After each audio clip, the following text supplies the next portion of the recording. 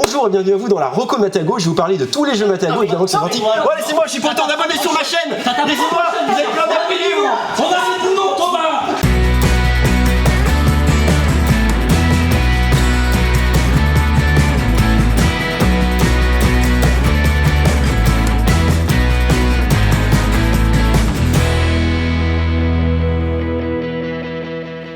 Salut à vous les joueurs et les joueuses, salut Alex. Salut. Bienvenue dans cette vidéo du vendredi. Avant que cette vidéo du vendredi commence, j'ai deux petites choses à vous dire. La première, c'est qu'il y a actuellement un concours Instagram, un jeu concours pour gagner 6000 lots Harry Potter. C'est Alice qui s'est occupée de tout, donc jeu des cartes Bordeaux sur Instagram. Il y a un petit jeu, vous allez voir, c'est très sympa. Donc pour gagner 6000 lots Harry Potter. La deuxième chose, eh bien, c'est qu'en fin de vidéo, dans notre petit format Focus, eh bien, il y a Tom qui est passé nous faire un coucou la semaine dernière. On a filmé tout ça et il va vous parler de Summoner Wars, seconde édition en avant-première. Voilà, donc une fois que ceci a été dit, on va pouvoir commencer la vidéo. Et souvent, quand c'est Alex et moi qui faisons les vidéos, quand il n'y a pas Alice, on a tendance à commencer à tourner super tard. Pourquoi, Alex? Je ne sais pas. Parce qu'on a un petit peu tendance à jouer avant une partie, deux parties. Et là, ce soir, on a joué à Super Fantasy Brawl. Pourquoi? Parce qu'on a reçu les nouvelles figurines. Et les voici, donc j'ai pas pu résister à l'envie de vous les montrer. Parce que Super Fantasy Brawl, c'est un super jeu qui a de super figurines. C'est une véritable plus-value, les figurines. Alors, c'est pas que ça, parce que derrière, le jeu est énorme. Bon, voilà, Alex a gagné, comme d'habitude. Oui. Ça devient fatigant. Donc, on a deux nouvelles boîtes qui sont arrivées pour Super Fantasy Brawl. Mental Might, donc avec ces trois personnages que l'on trouve ici, dont je me rappelle plus le nom. Alors, nous avons Taz. C'est ça? Alors Taz c'est derrière, ça c'est Force of Nature, mais tout devant il y a elle, on s'en rappelle pas parce qu'on l'a pas joué. Non, voilà, on l'a pas prise. Isabella oui, qui se déplace, qui peut carrément se téléporter à l'autre bout du plateau, qui va beaucoup contrer vos adversaires mais qui fait pas beaucoup de dégâts en soi. Non. Lui, bon bah alors voilà, il a un petit peu fait la game, Alex l'a pris, il m'a tué 2 fois un personnage qui a servi à rien, bref, il est très très fort, il va faire des contreparties, c'est-à-dire je soigne mon adversaire ou mon adversaire a le droit de piocher des cartes, mais en échange je vais pouvoir réactiver des pouvoirs, donc c'est monstrueux. Hop là, une belle team. Oui. À part qui, hop là, c'est bon. Celui-ci, alors j'ai perdu son nom, c'est Nevamor. Oui, Nevamor. Nevamor qui est une sorte de nécromancien, de démoniste. S'il coince un personnage dans un coin, s'il isole un personnage, il va faire beaucoup plus de dégâts. Donc attention à comment vous mettez vos personnages dans les différentes zones. Celle-ci, je l'ai jouée, Lorelei est très sympa, elle se déplace énormément sur le plateau, elle fait super mal, elle soigne, elle a de l'armure. Mais oui, mais elle a 4 points de vie, donc elle a beau avoir de l'armure. Quand il y a un personnage qui peut passer outre l'armure, n'est-ce pas Alex? Tout à fait. Elle se fait défoncer. Et voilà, mais c'est le jeu, hein. Les personnages ont des avantages et des désavantages. Et puis pour terminer, Tazé, le fameux, ça se voit, c'est un book, hein, donc c'est un centaure book, et donc c'est-à-dire qu'il va vous foncer dessus, il va vous faire dégager, il va prendre la place, il va faire des dégâts. Voilà, donc toujours plus de personnages. On est actuellement à 18 personnages pour Super Fantasy Brawl en boutique, qui à la base était un crowdfunding, et petit à petit les boîtes vont arriver là, dans ce première moitié de début d'année. La caméra va passer ici. On va passer sur un tout autre style de jeu. The Border, un jeu de Michael Kisling et Reynard Stope. J'espère que je prononce bien. Michael Kisling, ça va peut-être vous dire quelque chose parce que c'est la personne qui est derrière Azul, mais entre autres, hein, parce qu'il y a une liste longue comme pas possible. Mais je sais que c'est Azul qui parlera au plus grand nombre. La force de Kisling, souvent, ça va être soit des gros jeux experts super bien faits, soit des petits jeux accessible avec une petite méca basique mais hyper bien foutue. C'est complètement le cas de The Border. Vous allez voir, les règles sont ultra simples et pourtant, quand je vais vous expliquer, vous allez déjà voir un petit peu le petit sel du jeu, ce qui fait que, à mon avis, quand on commence, on va enchaîner les parties. Le principe, c'est qu'on va tous recevoir une plaquette comme ceci. Vous voyez, c'est la même plaquette, elle est divisée en 9 zones, si ce n'est qu'elle est entourée par des frontières, d'où le nom du jeu, la frontière, de Border, mais elles sont pas nécessairement de la même couleur. Vous voyez, ici elle est verte, ici elle est rouge, et en fait, il va y avoir une asymétrie à ce niveau-là. Donc il y a 4 plaquettes pour qu'on puisse jouer jusqu'à 4 joueurs. Le but du jeu, ça va être d'entourer des zones. Alors comment ça fonctionne? Je vais prendre les 5 dés, je vais lancer une première fois, j'ai droit à 2 relances totales ou partielles, comme la plupart du temps dans ce genre de jeu. Okay. Alors plutôt que me risquer à faire un lancer foireux en exemple, j'en ai préparé un, et donc j'ai fait 3 bleus, un rouge, un jaune. Qu'est-ce que je vais faire avec ça? Je vais choisir une couleur, donc je vais prendre ici le bleu, comme ça j'ai 3 dés, et je vais pouvoir aller cocher une zone sur ma plaquette de bleu, à condition que ça me permette de la remplir entièrement. Ça signifie que là, je peux aller remplir la zone de 2, ou alors je peux aller remplir la zone de 3. Je vais aller remplir la zone de 3, donc je vais faire des petites croix comme ceci. Ensuite, les autres joueurs, ils vont pouvoir aller faire des coches avec les dés que j'ai laissés. Donc tous les autres joueurs pourront faire une coche rouge, une coche jaune, mais là aussi, il y a une condition. Il faut que cette coche soit à côté d'une coche déjà faite. Donc un autre joueur sur son plateau, pas sur le mien hein, évidemment, là c'est pour l'exemple, va pouvoir faire une coche sur un rouge, et puis par exemple une coche sur un jaune. Et bien tiens, ici, ça me paraît bien malin. Quand vous entourez une zone entièrement, donc on va pas le faire, hein, mais voilà, ici on va le faire, allez hop là. Quand vous entourez une zone entièrement, vous dites que vous entourez cette zone, donc là, admettons, j'entoure la charrette. Si je suis le premier joueur, eh bien je vais prendre 8 points, et les autres joueurs, quand ils entoureront la charrette, eh bien à des tours ultérieurs, comme ils n'auront pas été le premier joueur à le faire, ils ne prendront que le 4 points. Donc vous voyez l'idée, premier arrivé, premier servi. Dès lors qu'un joueur a fait 6 zones, on arrête la partie, on compte le score. Donc, bête comme tout, lancer 2 dés, relance, mais alors vraiment il va y avoir cette idée constante d'aller regarder sur le plateau des autres joueurs ce qu'ils ont fait, et ça va créer beaucoup d'interactions. Ça va pas être ce genre de jeu de cases à cocher où on est chacun dans notre coin. Non, il faut vraiment que je fasse très attention à ce que je laisse aux autres joueurs. Je vais quand même avoir une prise de risque pour essayer d'avoir les couleurs qui m'intéressent, et puis en plus il y a de l'asymétrie, donc ce qui se passe sur mon plateau, ce n'est pas nécessairement ce qui va se placer sur le plateau des autres joueurs. Bref, voilà pour The Border, un matériel super sympa. Bravo Oya. Hop, on continue par ici. Oui, je le vois, il est là-bas, c'est le Graal. Alors Graal, je vous cache pas que je l'ai commandé. Je n'ai pas vu de vidéo, je n'ai pas lu les règles, j'ai juste vu la boîte, j'ai lu le petit synopsis sur le site du fournisseur. Je me dis allez, c'est trop cool, ça a l'air trop cool, on le prend. Le principe de Graal, c'est un jeu de cartes dans la catégorie des jeux bête et méchant, oui, mais cool. Je pense qu'on peut le classer dans cette catégorie-là. Où tout simplement, c'est un jeu de cartes où on va donc jouer des cartes qui représentent différents chevaliers. Lorsqu'il y aura tous les chevaliers présents sur la table, ça va être un jeu de premier arrivé, premier servi. Donc on tape au centre de la table en disant Graal. Et si effectivement, il y a bien tous les chevaliers que j'étais le premier à dire Graal, je vais pouvoir m'emparer du Graal. Il y a des trésors en jeu qu'on va se séparer, et les trésors ils vont être sympas. Donc là aussi, premier arrivé, premier servi, ou moins sympa, il va y avoir des trésors maudits. Trésors maudits, quand vous allez les prendre, vous allez essayer de les refiler aux autres joueurs. Bref, c'est un jeu breton, n'est-ce pas Alex? Oui. Voilà, petite pensée pour Alex. C'est un jeu breton, et c'est donc un jeu français, ça fait plaisir. Alors j'allais dire Cocorico, mais non, parce que c'est breton. Alors est-ce qu'il y a un équivalent breton au Cocorico? Je crois pas. Non, bon, tant pis. Voilà, Graal, on est à 2 doigts avec Alex d'ouvrir la boîte et de se faire une partie, oui. Mais c'est un jeu d'ambiance, donc on va attendre d'être un peu plus nombreux. Est-ce qu'il y a un nom d'auteur sur cette boîte? J'aimerais bien vous le donner. Non, c'est Celtic Tales, voilà, le nom est très très cool. 3 à 8 joueurs pour Graal. Et je pense que c'est Alex qui va passer de l'autre côté. Bonjour, bonsoir, bonne joueuse. Bienvenue dans cette vidéo du vendredi. Et je vous présente ici l'extension de Race for the Galaxy. On avait reçu déjà le jeu de base, du coup, qui était avec la nouvelle tranche de chez Matago. Et exact. Maintenant, on a l'extension. Alors, c'est pas l'extension, c'est les extensions, parce qu'en fait, ils ont sorti ce qu'ils appellent l'Arc 1.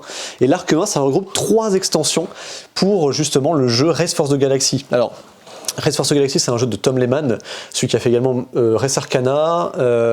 Vous avez un jeu ici, donc du coup plutôt dans la SF, et cette extension va rajouter plein de choses, parce que je ne vais pas rentrer trop dans le détail. Vous avez ici Antoine qui filme et qui vous rajoute qui vous indique directement le matériel qu'il y a dedans et ce que ça peut rajouter. Entre autres, ce que ça rajoute, c'est ce que je trouve très intéressant, c'est que vous allez pouvoir jouer en solo maintenant. Alors je vous dis ça parce que moi, effectivement, je n'ai pas beaucoup d'amis, donc du coup ça m'arrive de jouer en solo, et du coup je trouve ça très cool qu'ils aient pensé aux joueurs solo, surtout pour jouer à un jeu de cette ampleur-là. Donc voilà, Race for the Galaxy maintenant peut se jouer de 1 à 6, des parties d'environ 1 heure, 1 heure et demie, peut-être un peu moins, ça dépend de votre style.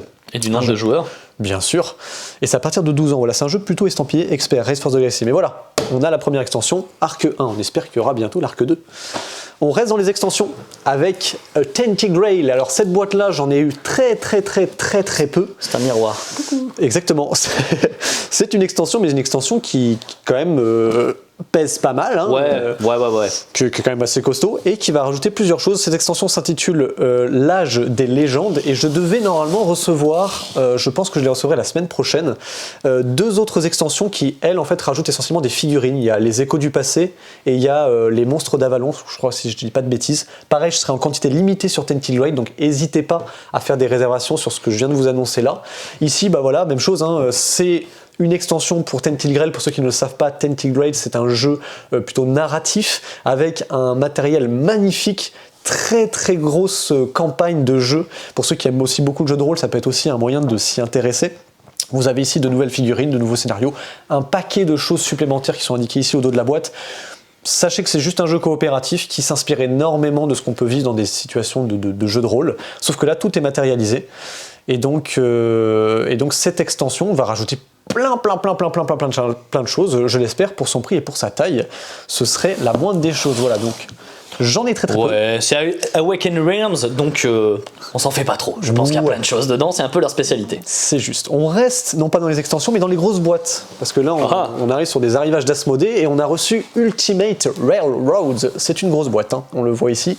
C'est une grosse boîte parce qu'en fait, c'est un jeu de base qui s'appelait, je crois, Russian Railroads. Exactement. Les voies ferrées de Russie. Et en fait, c'est un peu le principe du jeu, hein, c'est de créer des voies ferrées. C'est un gros jeu de gestion de ressources. Je vais pas trop rentrer dans le détail parce que là, c'est pareil, c'est plutôt adressé à des joueurs qui ont l'habitude de ce genre de jeu. Donc, c'est des jeux plutôt de placement d'ouvriers, de gestion de ressources, réalisation d'objectifs. Ici, c'est une grosse boîte. Pourquoi ? Parce qu'en fait, de base, le jeu était sorti et là, ils ont ajouté toutes les extensions qui étaient sorties, il me semble, à l'époque. Mais là, tout condensé en une seule, c'est pour ça qu'il s'appelle Ultimate. C'est pour vraiment tout avoir. Et de ce que j'ai vu, parce que j'ai vu beaucoup de vidéos, mais surtout en anglais et même en espagnol, en fait, le jeu, il est constitué un peu comme les tavernes de la vallée profonde, c'est-à-dire qu'en fait, vous avez des modules et vous les ajoutez à certains moments en fonction de votre progression dans le jeu. Donc c'est très très bien fichu parce qu'en fait, ça vous permet de non pas de manger d'un coup la grosse boîte, mais de la manger petit à petit. C'est ça que j'aimais beaucoup dans les tavernes de la vallée profonde, c'est qu'en fait on ajoute petit à petit des modules, et à la fin vous jouez que avec tous les modules, ouais, parce que vous sentez que c'est le jeu vraiment est conçu comme ça, mais il a été coupé un peu en petites tranches comme un petit gâteau, et donc ça c'est très efficace. Donc Ultimate Railroad, si ça vous intéresse, bah, je vous invite à aller regarder des vidéos explicatives. J'en ai vu qu'en anglais, moi j'en ai pas vu beaucoup en français, ça me parle pas du tout. C'est un jeu assez expert, effectivement, ouais. C'est une réédition également, donc effectivement c'est un jeu un petit peu de niche. Exactement. Mais là, les jeux experts, bah foncez, hein, parce que je pense que vous n'allez pas être déçus niveau contenu. Elle est monstrueuse cette boîte. Tout à fait, ils font des très grosses boîtes. On va arriver sur des plus petites boîtes avec un retour en stock et une nouveauté. C'est le retour en stock du Roi des 12, que vous avez beaucoup apprécié, qui est vraiment très très cool, qui est un jeu qui a horreur des égalités. Mais j'y reviendrai, je vous explique un petit peu le Roi des 12 en expliquant justement la nouveauté qui est le Conseil des 12. En gros, le Roi des 12 c'est compétitif, on va jouer des cartes en mode un peu 6 qui prend. Où en fait on va chacun avoir des cartes qui ont des pouvoirs, des capacités spéciales pour modifier notre dé. Sachez que pour gagner des points de victoire, il faut avoir la valeur la plus élevée, du moins de base, après dans les cartes ça peut changer. Et quand chaque joueur va jouer une carte devant lui face cachée, ensuite on révèle simultanément et on applique les effets, sauf que les égalités s'annulent. Donc si je joue le même personnage qu'Antoine, et ben du coup nos deux pouvoirs ne s'appliqueront pas. Donc si mon dé me permettait de me transformer en 12, et bien malheureusement, Antoine et moi, on n'applique pas cet effet-là. Donc ça, c'est la base du Roi des 12. Et ensuite, de base, la valeur la plus haute l'emporte. Vous gagnez 2 points ou 1 point pour le joueur qui vient juste après vous. Là, c'est le même système pour le Conseil des 12, sauf que c'est la version, entre guillemets, coopérative. Ici, on a un seul gros dé, il est vraiment très très cool, qu'on va lancer au début de la partie, et sa valeur est indiquée ici. Et donc du coup, ce gros dé-là, il est pour tout le monde. On peut jouer du coup de 2 à 4. Et ce qui va se passer en fait dans la mise en place, vous avez votre petit marqueur ici qui indique des points de victoire de base, et l'idée c'est que ce marqueur-là ne doit jamais tomber à 0. Pour ce faire, en fait, à chaque tour, on va révéler ici ce qu'ils appellent des faveurs et ici des quémandeurs. Les quémandeurs, ce sont en général des contraintes, c'est-à-dire que de base, dans la mise en place, vous allez jouer avec des cartes qui seront indiquées par les quémandeurs. Et les quémandeurs, en fait, bah, ils vous seront indiqués en cartes. Donc là, par exemple, au début de la partie, dans la mise en place, on a tous les mêmes 5 cartes parce que c'est les quémandeurs qui ont été, qui nous ont indiqué quelles cartes il fallait prendre. Donc on a tous le golem, le chevalier, etc. Ici, on va avoir à chaque tour une faveur à réaliser, et ici la faveur vous dit de faire en sorte que la valeur soit 11 ou 12 sur ce dé. Donc là on est à 6. Chaque joueur va consulter ses cartes secrètement, évidemment, et on va essayer, sans évidemment dire directement aux autres alliés ce qu'on va pouvoir jouer une carte tout simplement, face cachée devant vous, et chaque joueur va faire ça. Tout simplement. Donc chaque joueur joue une carte face cachée, en espérant, évidemment, il y a ce petit côté The Mind, on va essayer d'espérer que les autres joueurs pensent comme nous. C'est là où il faut vraiment synchroniser. On va ensuite révéler nos cartes et on va appliquer les effets. Donc là, par exemple, l'automate, il fait plus 2 ou plus 3 à la valeur du dé. Sachant que, quand on révèle les cartes, comme pour le Roi des 12, les égalités s'annulent. Alors parfois, c'est intéressant, parce que si le dé était déjà à 12, il vaut mieux qu'on crée des égalités pour que rien ne se passe. Mais il faut que les joueurs ils aient compris ça ensemble. L'autre particularité, c'est qu'ici, par exemple, moi j'ai une valeur de plus 2 à plus 3, et le joueur ici a la possibilité justement de faire en sorte que l'objectif devienne 9, 10, 11 ou 12. Et donc du coup, quand on modifie le dé, on a le choix, vu que c'est coopératif, de le faire à un moment donné. C'est-à-dire que je peux d'abord faire mon plus 3, puis on fait la modification, ou alors on fait la modification, puis le plus 3. Bref, vous avez compris que le pouvoir des cartes est vraiment au cœur du jeu. Une fois qu'on a résolu la chose, toutes les cartes, on regarde si on a rempli l'objectif. Si on a rempli l'objectif, bah, de toute façon, dans tous les cas, on va retourner la carte. Et derrière cette carte-là, si on a réussi, il y a un gain qui sera indiqué. Là, entre autres, c'est que on choisit un joueur et celui-ci reprend dans sa main une carte qui est dans sa défausse, donc c'est très pratique. Et l'autre particularité ici, c'est que si on perd, bah malheureusement, c'est marqué qu'on perd un point et qu'en plus on défausse une carte récompense. Alors les cartes récompenses, c'est que c'est indiqué, certaines cartes ici gagnées se mettront en récompense. C'est des cartes après qui nous donnent des pouvoirs qu'on peut utiliser pour mieux nous agencer. Mais il faut faire très attention parce que si jamais ici vous tombez à 0, vous avez perdu. Le but, vous l'avez compris, c'est qu'ici on a un paquet de cartes et qu'il va falloir faire tous les défis. Alors ce qui est très sympa, c'est que des fois on a des défis qui sont c'est quand même différent. Là, je vois qu'entre 4 et 9, il y a quand même une grosse différence, un gros écart entre ces deux valeurs-là. Et ici, c'est intéressant, c'est qu'on a 2 valeurs à faire. Et donc, du coup, dans le tour, qu'on fasse 10 ou 3 ou 3 et 10, il faut que dans tous les cas, le dé, il était au moins sur une valeur 3 puis 10 ou 10 puis 3. C'est très malin le conseil des 12 parce qu'en fait, vous avez une mécanique de guessing, c'est-à-dire d'anticiper ce que les autres vont jouer. Donc en général, comme pour le roi des 12 ou pour le 6 qui prend, c'est hyper efficace parce qu'on se dit ok, je pense que lui va jouer ça, donc je vais jouer ça. Mais s'il pense que je vais jouer ça, est-ce qu'il va penser que je vais penser qu'il pense? Et c'est ça qui est hyper malin, qui est hyper tactique entre guillemets. Et en fait, ici dans le conseil des 12, on a la même chose, mais en coopératif, ça rajoute une grosse tension parce qu'à chaque fois qu'on joue une carte, on dit mais pourquoi t'as pas pensé comme moi en fait? C'est vraiment toute la réflexion qui se fait autour de ça et je trouve qu'on passe beaucoup plus de temps à discuter du pourquoi, du comment, mais si t'avais joué ça, on aurait fait ci, du coup on aurait plus gagné de points alors que là t'as voulu jouer ça, mais t'aurais dû comprendre ce que je voulais jouer, etc. On passe plus de temps à discuter qu'à choisir sa carte. Donc c'est très malin le conseil des 12. Si vous avez l'un ou l'autre, ben, c'est vous qui voyez. De toute façon, pour moi, les deux se complètent complètement. Ça fait pas doublon là pour le coup. Vraiment. Ouais, c'est vraiment très efficace le conseil des 12. Moi, j'aime beaucoup. J'aime pas trop les jeux coopératifs, mais quand on peut s'énerver, là, se tirer la bourre parce que les gens ils jouent pas comme nous, moi, c'est un truc que j'aime beaucoup. Voilà. Je pense que c'est Antoine qui va prendre la relève. C'est parti. Run, Run, Run, un jeu de Bruno Catala, Anthony Perron et Camille Chaussy.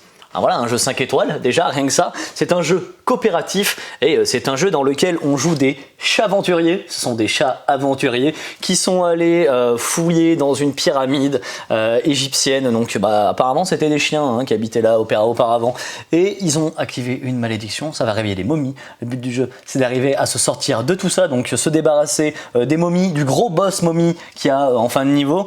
Et le tout sans que les momies arrivent à cette statue, parce que sinon si les momies arrivent à ce statut, elles vont avoir le pouvoir ultime, elles vont dominer le monde. Bref, on est dans de la grande aventure, ok? Oui. On est dans du Indiana Jones plus. Comment est-ce que ça fonctionne?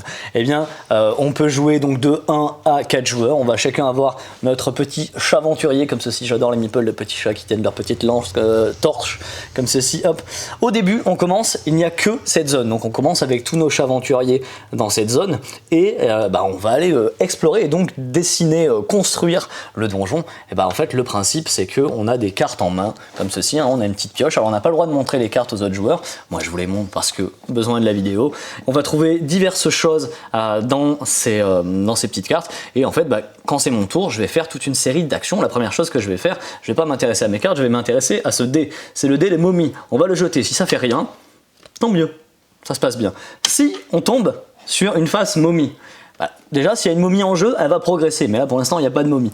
Et puis ensuite on va aller rajouter un petit cœur comme ceci. Donc ça c'est les momies qui ressuscitent. Hop là, sur un emplacement de momie, si ça complète la zone, et bien hop, on va avoir notre momie qui apparaît. Les petits cœurs, ça devient ses points de vie. Hop, elle va faire un effet en arrivant et ensuite à chaque fois qu'elle va nous attaquer, elle fera un effet. Donc là, l'effet qu'elle fait en arrivant, c'est quoi? Attends, celle-ci, je crois qu'elle en a pas. Je crois qu'elle en a pas, celle-ci. Non, je crois que celle-ci, elle jette bon. plus de dés. Par contre, on va faire jeter plus de dés. Ouais, tant qu'il y a cette momie en jeu, je vais non plus lancer 1, mais 3 dés de momie, donc elle va appeler plus rapidement les momies, ça va être une galère. Oui. Ce symbole, ça veut dire quoi? Ça veut dire que si la momie m'attaque, je vais perdre une carte, comme ceci, de ma main. Si on est plusieurs sur la carte, elle va tous nous attaquer, donc ça va être une hécatombe. Et il ne faut pas que ça arrive. Pourquoi? Parce que déjà, j'aurai moins de chances de trouver les cartes qu'il me faut pour progresser dans la pyramide. Et c'est un petit peu nos points de vie. Si jamais un joueur devrait perdre une carte et qui ne peut pas le faire, qui se retrouve à 0 carte en fait. Ah non, c'est pas ça. C'est si vous perdez votre dernière carte, eh bien, la partie est terminée pour tout le monde. Voilà l'idée. Donc, Une fois qu'on a géré cette histoire de momie, alors la momie je la fais apparaître, hop, elle apparaît quelque part sur le plateau, on va la mettre bien loin, voilà, on va la mettre ici, on va la mettre bien loin de la statue. Pourquoi? Eh bien parce que, comme je vous l'ai dit, quand on fait la petite face momie, elle va avancer, si elle arrive à la statue, on a perdu, ça je vous l'ai dit. Et ensuite, on va pouvoir faire diverses actions. Alors, comme action, on va pouvoir aller poser un nouveau lieu. Donc moi par exemple, je vais aller poser cette carte-là. Hop là, je la mets là. Évidemment, les murs doivent être contre les murs, les couloirs doivent être contre les couloirs. Et puis on a droit à du déplacement, donc je vais me déplacer. 1, 2, 3, c'est super. Quand je vais arriver dans cette nouvelle zone, quand je la construis, il faut que j'aille mettre une petite torche dessus. Ok. Oui. Si j'ai des petites torches dans mon stock, tout va bien, pas de problème. Par contre, si j'en ai plus de stock et que je dois en mettre une, eh ben à la place, on va mettre des cœurs sur les momies. Donc il va falloir penser à refaire votre stock de torches, et je vais vous expliquer comment on fait. Là, j'ai fait une connexion. J'ai le droit de reprendre une carte. Si j'avais fait plus de connexions, je pourrais prendre plus de cartes. Donc, en fait, quand vous allez construire votre donjon, ça va être déjà d'un pour arriver à refaire votre main, deux, arriver à faire un donjon qui va s'éloigner le plus possible du cœur du donjon pour aller mettre les momies le plus loin possible. Parce qu'en fait, on choisit, on met les momies, mais tant qu'à faire, on va la mettre le plus loin possible. Et ensuite, ça va être pour aller compléter des zones comme ceci avec les petits glyphes. Pourquoi? Vous voyez qu'ici, j'ai 3 glyphes différents. On va regarder ce que ça fait sur notre aide de jeu. Hop là, 3 glyphes différents, ça permet de récupérer un petit engrenage. Et ben ça va être super. Pourquoi? Parce qu'en fait, on a une carte comme ceci, qui est à part au début du jeu. Il y a 3 engrenages dessus. Je vais en enlever un que je mets ici. Hop, lorsque j'aurai enlevé les 3, je vais pouvoir connecter cette zone au donjon. Et c'est là que le boss va apparaître. Et donc, c'est en battant le boss qu'on fait la fin de partie. Donc, il va falloir essayer de faire ça au plus vite. Si jamais j'avais connecté 3 zones similaires, donc admettons 3 fois ce symbole tank, eh bien, à la place, j'aurais récupéré ce petit jeton qui me dit que je récupère des torches. Ça va vous sauver la vie, hein, très clairement. Donc il y a un petit côté casse-tête, voire il y a même un gros côté casse-tête, parce que est-ce que j'ai besoin de faire 3 différents pour avancer dans le jeu, ou est-ce que j'ai besoin de faire 3 similaires pour me refaire en torche, ce qui va me permettre de survivre? Il va falloir faire un petit peu des deux, donc il y a un véritable casse-tête, un côté jeu de pause, d'optimisation. Mais ce qui va être intéressant, c'est que ce jeu de pause et d'optimisation, vous allez vous balader dedans avec vos petits chats aventuriers, et les momies chiens vont aussi se balader. Quand les momies chiens donc vont avancer, elles se retrouvent sur votre plateau, je vous l'ai dit, elles vous attaquent, elles ont chacune leur manière de vous attaquer. Il ne faut surtout pas qu'elle arrive sur cette case, c'est un très mauvais exemple, elle va s'arrêter là. Et donc, quand on va enlever tous les engrenages, on va faire venir le boss momie, on va connecter ça au plateau comme ceci. Lui, quand il arrive, les nouvelles momies ne pourront pas arriver, mais les momies qui sont déjà là vont rester, et il va falloir se débarrasser du boss momie et de tous les momies, c'est comme ça qu'on gagne. Il y a une action que j'ai sautée, je vous la récapitule. La 3e action, ça va être... Il y a même 2 actions que j'ai sautées, je vais beaucoup trop vite. Une action donc qui permet de défausser un de ces petits jetons. On en a 3 en début de partie. C'est un jeton qui permet de tous se retrouver. Donc tous les chats qui se sont dispersés sur le plateau, on les remet dans une même zone, sur une même case. Et là, on va repiocher des cartes. Donc ça va nous sauver la vie quand on commence à être mal niveau carte. Oui. Et puis on va reprendre des petites torches. Donc voilà, ça va nous sauver la vie. On peut échanger des torches, des petits jetons. Oui, parce qu'il y a des petits jetons aussi qui vont vous sauver la vie. Est-ce que j'arrive à les trouver ?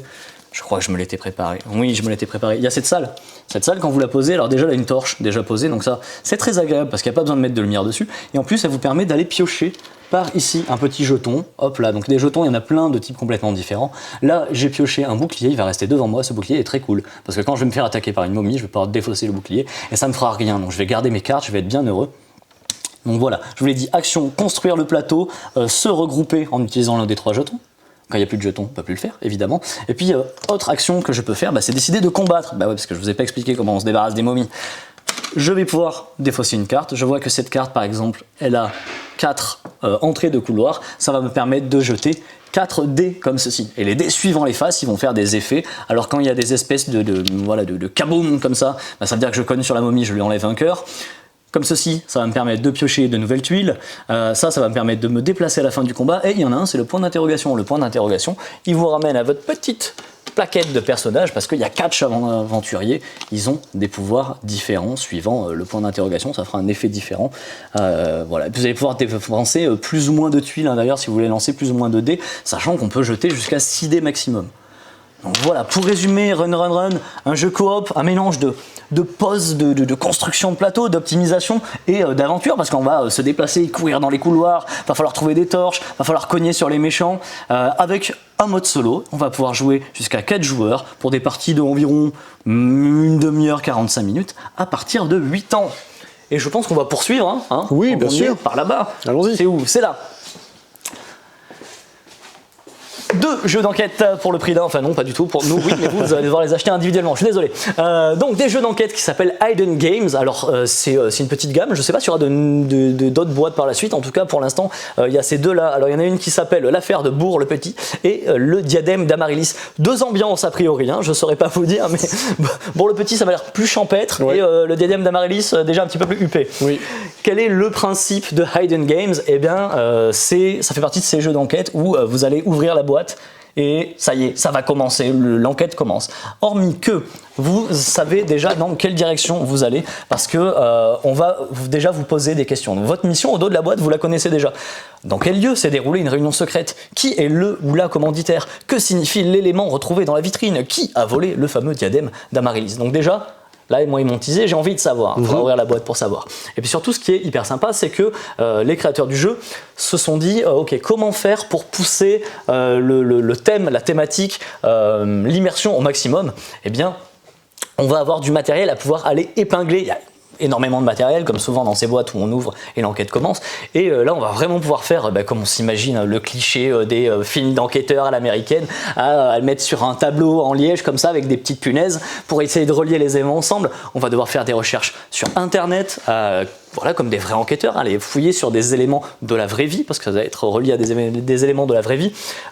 Et également, on va pouvoir écouter des témoins, donc il y a des doubleurs voix, enfin des comédiens voix qui sont prêtés au jeu et qui vous font les voix des différents témoins. Donc vraiment ils ont poussé l'immersion au maximum. Vous avez donc ces 2 petites boîtes que sont le diadème d'Amaryllis et l'affaire Bourg le Petit. Ok, est-ce qu'on oublie des choses, Alex? Non, on va passer derrière le comptoir. Tout de suite derrière le comptoir. C'est parti, hop. Donc je le rappelle, hop là, le jeu concours sur Instagram, jeu des cartes Bordeaux, gagné Harry Potter Similo, hop là, il est là. On a derrière le comptoir, c'est un petit derrière le comptoir, hein. J'ai l'impression qu'on oublie des trucs, mais voilà, c'est une petite semaine, mais j'espère qu'on l'a bien animé, puis il y a quand même des trucs très très cool, n'est-ce pas? C'est du Pokémon derrière le comptoir, parce qu'il y a plein de Pokémon en ce moment. Là, il y a Pikachu qui est arrivé, alors j'arrive pas à voir ce que c'est comme... on dirait qu'il y a du star étincelante. Je crois que c'est ça. Et on dirait qu'il y a du point de fusion là, je vois un petit N, on commence à les connaître les Pokémon, et puis c'est Pikachu, enfin c'est Pikachu quoi, hop là. On arrive à la fin de cette vidéo, nous c'est le soir tard, Alex va aller monter, tout ça. Bon, avant on va jouer à Super Fantasy Brawl. Mais, vous allez retrouver Tom qui, comme je vous l'ai dit, est passé nous voir et il va pouvoir vous parler donc de Summoner Wars seconde édition, un beau programme vous allez voir. À de suite Tom. Eh bien, nous sommes dans l'arrière-boutique de Jeux des cartes Bordeaux pour vous présenter Summoner Wars, un jeu donc de Playdate Games édité par Matago, qui va sortir d'ici fin mai. Bon, ça va dépendre des containers quand même, je ne vous cache pas que c'est un peu compliqué à gérer tout ça. Et alors déjà, on l'a reçu par la poste et vous verrez que la poste n'aime peut-être pas la tranche Matago parce que c'est exactement dans cet état-là qu'on l'a reçu.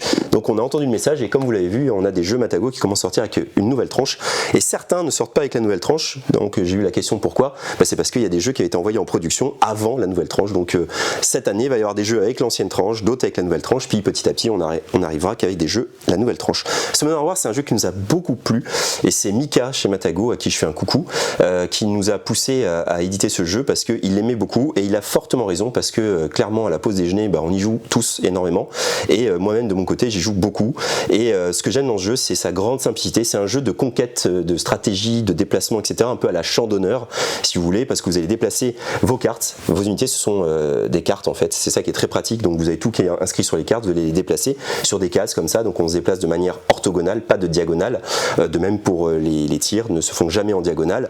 Et vous allez avoir un invocateur qui est un peu votre chef de tribu. Et cet invocateur, vous voyez, il est ici, par exemple là j'ai les Givrenins. Et ce qui est vraiment super bien, c'est que le jeu s'installe en 2-2, puisque mon invocateur est là, et au dos j'ai le plan d'installation de l'armée de mon invocateur, c'est-à-dire que je le pose à l'endroit indiqué sur le plateau, et je mets ensuite ce qui est indiqué sur ma petite carte, et je sais qu'il y a un portail. Le portail, c'est des choses qui vont valoir des points de structure, voilà, ici lui il vaut 10 points de structure, mais c'est des endroits dont vont sortir les armées de mon invocateur, parce que évidemment, chaque invocateur a son deck d'armées, et il y a dans la boîte, que vous voyez ici, 6 armées différentes, avec chacune leur mode de fonctionnement. Ici on a les Givrenins qui affrontent les elfes de la savane, mais vous avez une armée des morts-vivants, vous avez des paladins, vous avez des magiciens, il y a vraiment un côté très asymétrique, et selon l'armée qu'on joue, on a vraiment des stratégies totalement différentes, et selon les cartes qu'on a, on va avoir vraiment des tactiques totalement différentes. C'est ça qui est super intéressant dans le jeu, et pourtant très équilibré, parce que la plupart des parties qu'on a faites se jouent à 3 fois rien.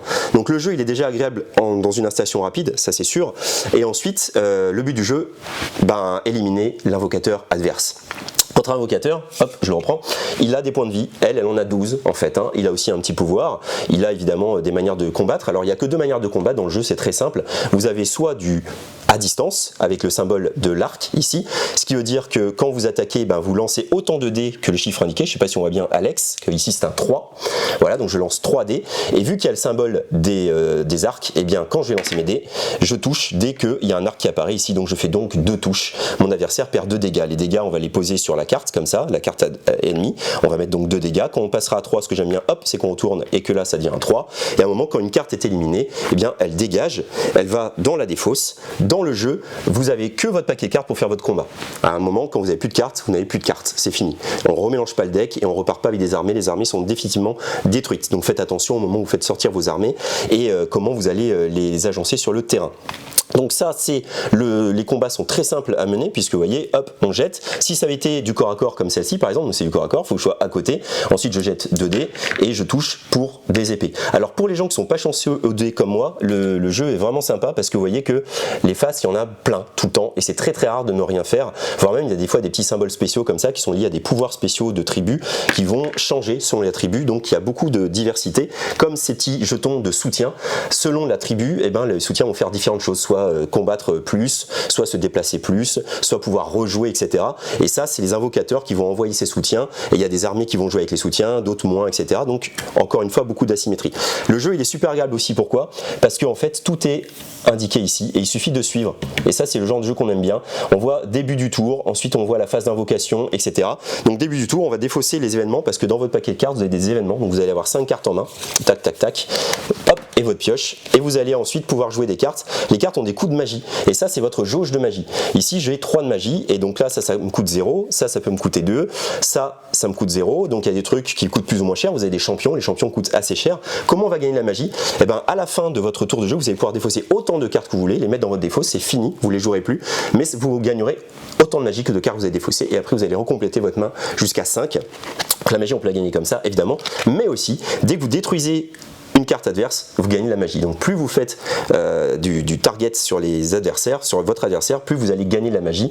Donc votre adversaire, s'il y a des petites cartes faibles, ça peut vous intéresser d'aller les taper pour gagner et monter votre magie. C'est aussi simple que ça. Une fois qu'on a fait ça, on va faire la phase d'invocation, c'est-à-dire qu'on va invoquer des unités, voilà, sur une case adjacente à un portail. Vous savez, ces fameux portails. Ces portails-là, c'est l'invocateur qui va aussi pouvoir les faire apparaître, puisque dans votre deck, vous avez des portails. Hein, on voit que j'ai un portail. Alors ils valent que 5, les portails supplémentaires. Et mon invocateur va se déplacer, et mon intérêt c'est d'aller poser des portails assez proches de l'ennemi, parce que c'est de là aussi que va pouvoir sortir mes nouvelles troupes. Donc il y a tout ce côté là très sympa. Avec les Givrenins d'ailleurs, vous avez des golems de glace qui sont des portails mobiles, puisqu'en fait ce sont des géants qui sont à la fois des portails pour faire popper les unités, mais à la fois des choses qui se déplacent. Et en plus avec les Givrenins, vous allez pouvoir projeter les portails. C'est très divers et varié. Moi j'aime beaucoup cette tribu que j'ai joué assez de nombreuses fois. Ensuite vous allez faire la phase de déplacement, tout est indiqué, déplacer jusqu'à 3 de vos unités de 2 cases chacune. Je rappelle rappelle qu'on ne se déplace pas en diagonale. C'est là qu'on va agencer ses armées, se mettre à portée pour tirer. C'est là qu'on va attaquer, pourquoi pas, l'invocateur adverse qui souvent se planque, parce que c'est quand même la pièce maîtresse de votre jeu. Ensuite, vous allez construire. C'est forcément construire, faire popper ces fameux portails. Et ensuite, vous allez faire les phases d'attaque. Ensuite, la phase de magie, ce que je vous dis, vous allez pouvoir défausser des cartes. Et ensuite, vous allez repiocher pour compléter jusqu'à 5 cartes. Et là, je vous expliquer toutes les règles. Et ça, c'est hyper agréable. C'est-à-dire que le jeu, après, il tourne tout seul. Au bout de 2-3 minutes, vous avez tout de suite tout compris. Et évidemment, il vous faudra plus de temps pour comprendre votre armée, comment elle s'agence. C'est souvent à la fin de la partie qu'on se dit « Ah là, j'aurais mieux joué ». Par exemple, je vois ces elfes de la savane. Ils ont des... ils sont les elfes de la savane. Je sais pas où ils sont, c'est pas grave, j'ai pas mon deck. Mais ils ont des rhinocéros. Et les rhinocéros, vous allez pouvoir les blinder en soutien pour qu'ils aillent très vite. Et ils ont le piétinement. Ils vont pouvoir rentrer dans les troupes adverses, pouvoir piétiner et faire perdre des points. Mais ça, je vous laisse découvrir ça parce qu'il y a quand même 6 factions dans la boîte qu'on appelle le Master Set. Plus tard arrivera un Starter Set qui en fait permet de jouer seulement 2 factions, mais pour un prix plus modique. Et ensuite, petit à petit, on libérera de plus en plus de factions diverses parce que chez Playdead Games, je crois qu'ils en ont déjà sorti une dizaine et que nous, chez Matago, si ça prend bien, eh ben, on suivra la licence évidemment et on sortira les nouvelles factions dans un rythme régulier. Voilà, j'espère que ça vous a plu, j'espère que ça vous a intéressé, autant que nous, ça nous intéresse, autant que c'est passionnant à jouer et on a hâte qu'il sorte, que vous puissiez le découvrir dans la boutique Jeux des Cartes Bordeaux évidemment, et puis sans ça, un peu partout, j'espère, dans toutes les autres boutiques de France qui joueront le jeu en commandant du Summoner Wars. Voilà. Je vous dis à bientôt chez Matago.